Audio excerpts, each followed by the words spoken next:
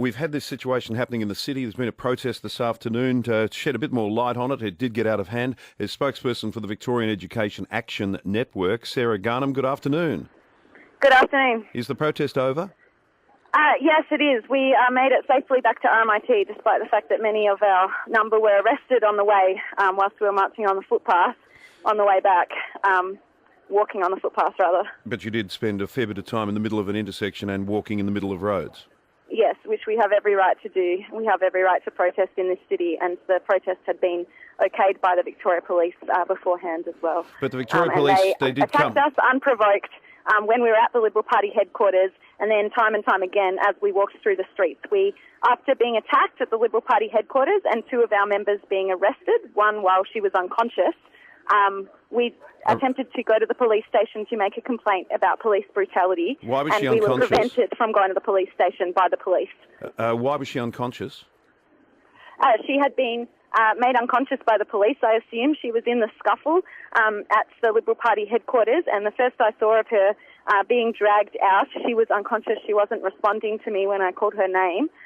So we called an ambulance, but the police denied her medical attention. They said that they could not give her, the ambulance would not be allowed access because she was under arrest. Sarah, is your beef with the police or with the government or who?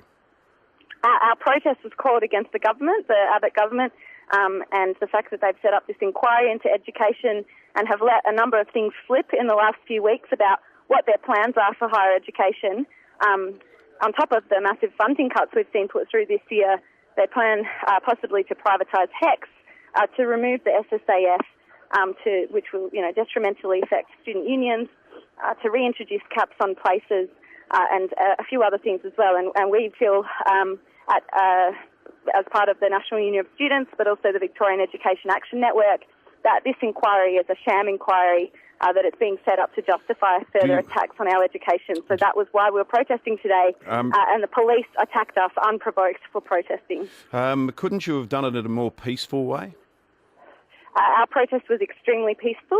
Any of the footage that you see will show that. We congregated at Parliament House. We marched down to the Liberal Party headquarters in Exhibition Street in Melbourne, completely peacefully. The protest, as I said, had been okayed by the police. Now, we had a reporter on the spot right through all that and said that it was anything but peaceful. It was quite intimidating even for him, that your people were throwing... was certainly how I felt. Sarah, hang on a second. Don't just keep talking, okay? You were throwing things at the Victorian Liberal Party headquarters windows, yes, shoes? That's correct. We were throwing shoes. That is something that had been okayed by the police. The Victorian police were You're notified also throwing them at the that police, we wanted to throw shoes. Pardon? So the police said that it's okay to throw missiles at the front of the Liberal Party headquarters. I don't think so. They said it was okay to throw shoes. Yes, they did in fact say that. The throwing shoes is not. It's actually a symbolic statement that's been made famous around the world since an Iraqi journalist threw shoes at George Bush. Politicians who have reactionary agendas all around the world over the past 7 years, 8 years, people have thrown shoes at them as a symbol of our attitude to them and as standing up for the rights of the oppressed. And so there's nothing violent about it, actually. You're telling me that you were given permission by the police to throw shoes at a window? That's correct. They knew that was a planned part of our demonstration. It had been advertised. We had a police liaison person from the Victorian Education Action Network who had talked to them about the fact that we were collecting shoes and that we were going to be taking them to the Liberal Party headquarters and throwing them at the Liberal Party headquarters. And they said, yes, that's fine. We were not throwing shoes at the police or any actual individuals. So, yeah, well, the report I got was that some of your members were throwing them at the police. Well, that's incorrect. And that the police were hit by some of those shoes. Well, that is incorrect. And actually, the police, who were about 200 in number compared to our about 100 in number, were violently moved in on us when we were not even throwing shoes. The throwing the shoes happened. It was a symbolic display of our attitude to this inquiry and the fact that we want to defend education against Abbott and Pyne's attacks. And after that had been completed, when we were just standing around outside the Liberal Party headquarters, chalking things on the pavement, the police attacked us. It was completely unprovoked from my perspective, and all of the people who were looking on as well confirmed that. So I think that this is another sign, another demonstration of police brutality, similar to the one we saw in response to Occupy Melbourne.